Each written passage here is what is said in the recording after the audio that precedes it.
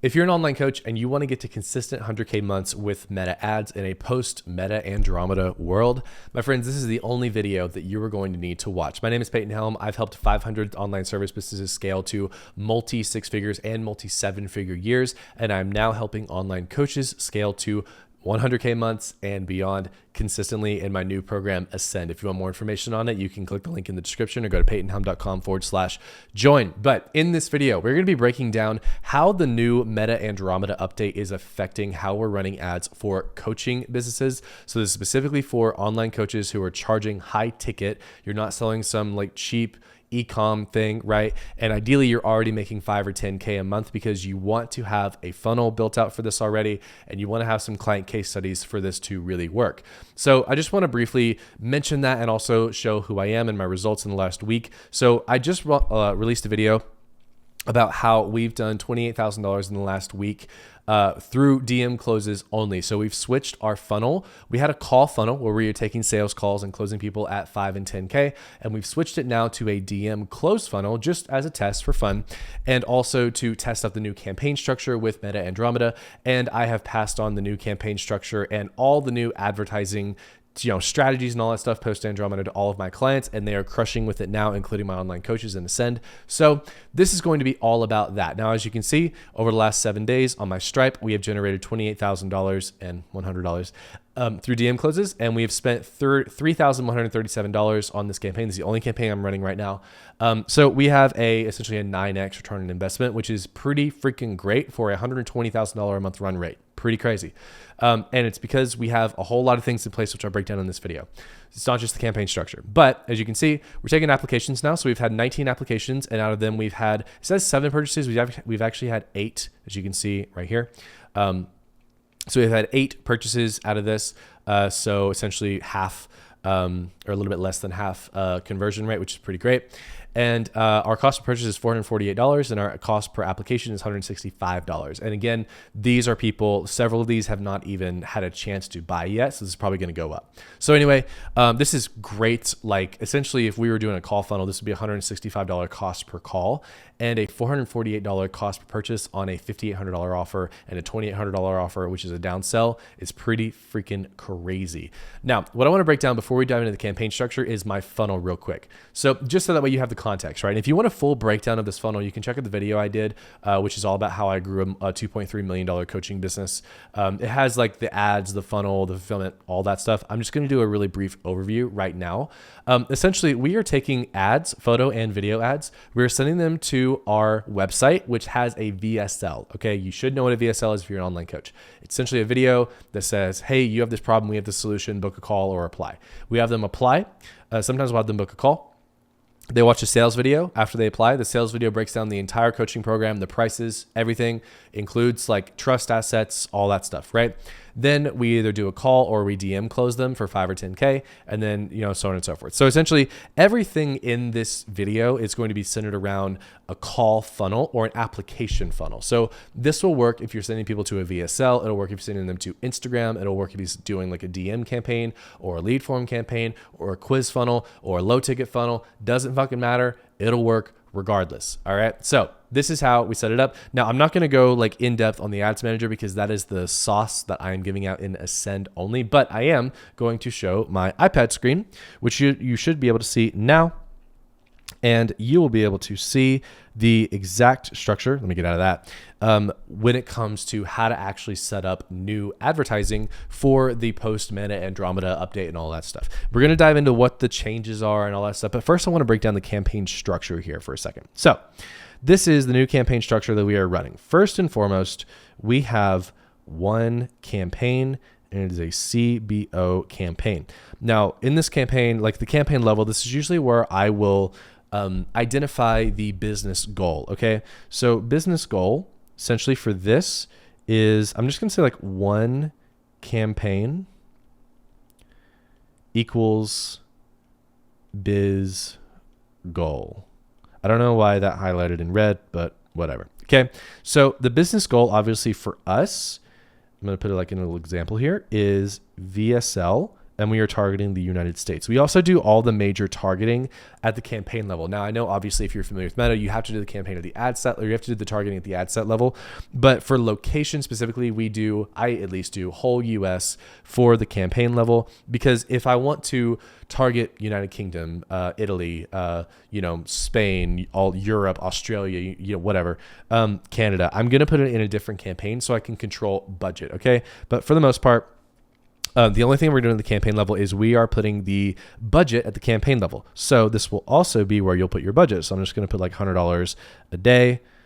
Just as an example, I'm doing obviously more than that. But the campaign level is where we determine the business goal. So the goal is to send people to a VSL. Okay. So the strategy, we're also doing our budget, and we are doing our location targeting in the campaign level. Now, obviously, tactically, we're doing it in the ad set level, but for now, the campaign, like my name for the campaign is literally VSL United States. So that's what we were doing. Now, what we do, we move over to the ad set. Okay. We're going to do ad set. Now, the ad set is where we determine our targeting, basically. So what we're doing is I'm doing all broad targeting. Okay.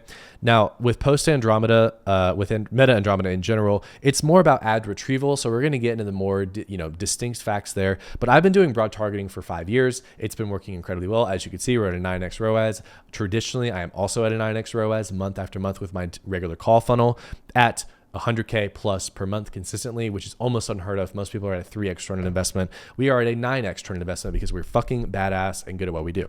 So we are doing broad targeting. Now, I'm also testing in this campaign Advantage Plus targeting. However, what I found with Advantage Plus, which kind of is a bummer, is it tends to show towards like the 65 plus crowd for some reason. So there's actually a rule that you can go through and you can like decrease your budget by like 90% for like the older folks, or you could just do regular, like normal targeting, normal broad targeting without doing Advantage Plus. And that's kind of what I like. I'm testing Advantage Plus right now. It seems to be working okay. Because I have that rule set, but you can do either Advantage Plus or not. Now, I will say if you're just going after women only or men only, or you're doing like a certain age group where like you have to hit that age group, then I would not recommend Advantage Plus. But if you're doing like normal broad, like I am, I'm going after all genders and going after pretty much any age range between like 20 and 50, then Advantage Plus is fine when it comes to targeting. We're also doing our locations here.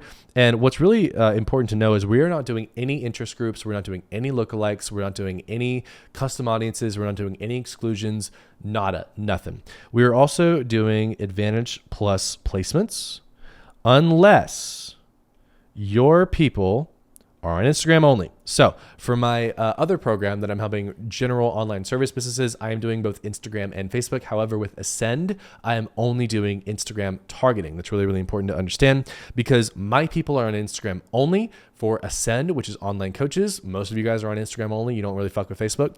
A lot of my other clientele, though, in the other program are on both Instagram and Facebook, and I get quite a lot of traction through Facebook too. So I just do Advantage Plus placements. I let it show pretty much anywhere, and it works fine. For Ascend, though, I am doing Instagram only. Now, here's where this gets fun. Before, what I was doing was I was using a lot of dynamic creative. So DC, which means we were running a 3-2-2 ad. So essentially what that was is we would have one ad per ad set. And in that ad, we would have 3 images or 3 videos. We would have 2 primary texts, 2 headlines, all that stuff, especially if you're showing on Facebook for the headlines. What we found, though, is dynamic creative, from what I've heard, is being phased out. Don't really know why. I know flexible ads are kind of doing their thing with the e-com side when you're running a sales campaign. I also should have mentioned that we're doing a lead campaign, so that's my bad. So lead objective. My bad, should have mentioned that. But anyway, so CBO, lead objective, and because obviously like we're optimizing for calls booked, we're optimizing for applications, right? You can optimize for purchases, but typically when you come with like a high ticket service businesses, you don't really have enough purchase data, right? You really need a lot of data for Meta to really get good at this, which is also important. So that's the biggest thing. Now, under the ad set again, we are keeping track of pixel data. So I'm going to say here, so either pixel data, Pixel or CAPI, which is Conversions API. If you can set up Cappy, that's best practice. If not, you can just use the regular Pixel, and that works fine. Like I said, we do 500. We've helped 500 online service businesses, and we all use pretty much the Pixel only. But you can use Cappy if you have the advantage too, especially if you're running a CRM like High Level or something like that. You can use Conversions API, and it'll work really, really well. For me, I just run Pixel because it's easy and it's fine. It works great, and I have a 9x return on investment, so you can't really argue with that. Now, what we're doing different here is we are running one ad set only. Now you can test multiple ad sets. However, I'm doing one ad set because it's simple. Simplicity scales, complex fails. What we are doing here is we are doing several ads in that ad set. 1, 2, 3, 4, 5, 6, and so on. I recommend minimum of 12 and a maximum of like 50. Okay.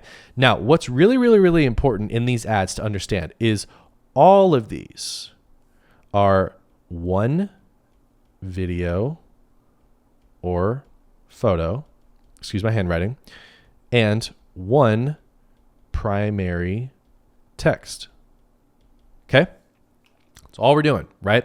One video, one primary text. However, we need to talk about post Andromeda and how things are different. So this is the campaign structure.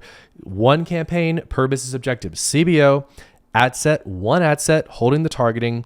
You could do Advantage Plus or not. It's up to you, depending on what you're targeting. And then we are doing multiple ads in that one ad set. Now, if you're a fan of Hormozi, like I am, I'm literally sitting right next to the $100 million playbooks. Yeah, I bought that from Hormozi. Pretty crazy. Only to find out they were uploaded on Reddit later. But it's fine. Anyway, so if you're a fan of Hormozi, he talks about, let's write him down, which I love him, by the way. But before this Andromeda update really hit, he talked about doing 50 hooks, and then 3 ad bodies. If you don't know, the hook is like the first 3 seconds of an ad. And then running that all. So ad 1 would be like ad body 1, hook 1. And then ad 2 would be like ad body 1, hook 2, and so on and so forth. So you're split testing all these hooks with only a certain amount of ads, right? We don't do this anymore because Meta Andromeda, let's write it down here. Andromeda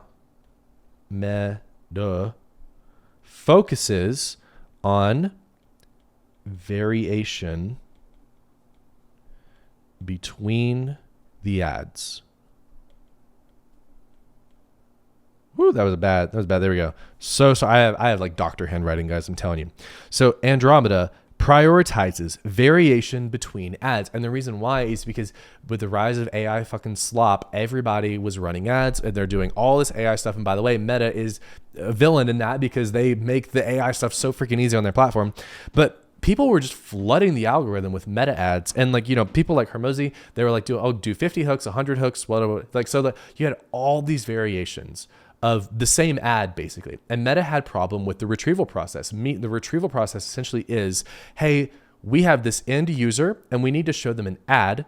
So we need to pick out of all these ads, right? All millions of ads, which one to show to this person at this one time.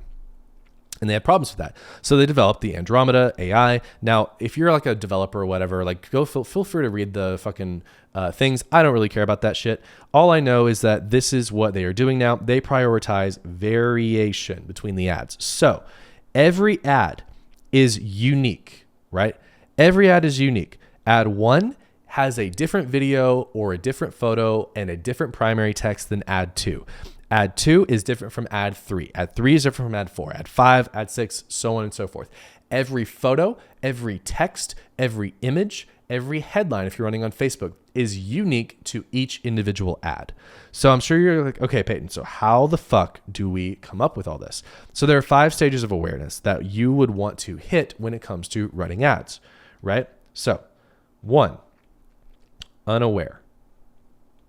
People who are totally unaware. Holy crap. Hold on. I misspelled that like crazy. Okay. People who are unaware. Guys, I'm a drummer and a business guy. I'm not a fucking speller. Okay. Unaware. People who don't know your product exists at all. So what you would want to do with ads for this is define whatever problem they feel like they are facing. Okay. So for example, and by the way, and when I write these out, just keep in mind, you're going to want to put all of these ads in the campaign because your goal is to have variation, a full, complete funnel when it comes to ads, and have all the ads work together, right? So define the problem. Now, again, I misspelled problem, but I don't give a fuck at this point. So whatever, we're just going to, problem. There we go. That's fine. Problem is 2 words now. So anyway, define the problem, right? If you're a fitness offer, right? Some people might not realize they have a problem with their weight or their health. If you have a relationship problem, people might not realize that there's a problem in their marriage or dating, right? People might not realize there's a problem that they can't get women or guys. If you are working with like executive coach or executive career professionals, they might not realize there's a problem with they need to get to a higher level, or maybe they would want to get to a higher level because the lifestyle is better. So you can define the problem, but you can also show the lifestyle, right? So I'm in the trading sphere, the trading industry, because I day trade futures, make a fuckload of money doing it too, by the way. Took forever. I was broke for a long time, or not broke, but I was like unprofitable for a long time doing that. So I can say that now. But anyway, so you guys might be familiar with TJR, right? TJR is one of the biggest traders. He's one of the biggest educators when it comes to trading. And he literally just shows his lifestyle. He bought a Koenigsegg. He shows his like crazy gambling in Vegas and like, his huge house and stuff like that. He shows the lifestyle to people who are totally unaware that trading exists. Well, maybe they know that it exists, but they don't really know that you can have as much success as, they know. So number 1 is unaware. Now, you don't want to focus primarily on that. A lot of people make that mistake, but it is a really good thing to focus on. Now, there's also people who are problem aware. So problem aware, know they have a problem. Okay. So now with problem aware, you do want to speak to and define that problem, but you also want to show a solution. So in your advertising, define what that problem is and then present a solution. Number 2 is really, really, really great for lead magnets, VSLs, PDF guides, right? Even low ticket products. Problem aware will show the solution. Now, number 3 is solution aware. They know what the solution is. Good Lord, bro. I thought this whole iPad thing would be great. Hey, I just need to work on my spelling apparently. So anyway, solution aware. There we go. People who know what the solution is, or they know of a solution, but they don't exactly know what the right kind of solution is. So you need to specify the right solution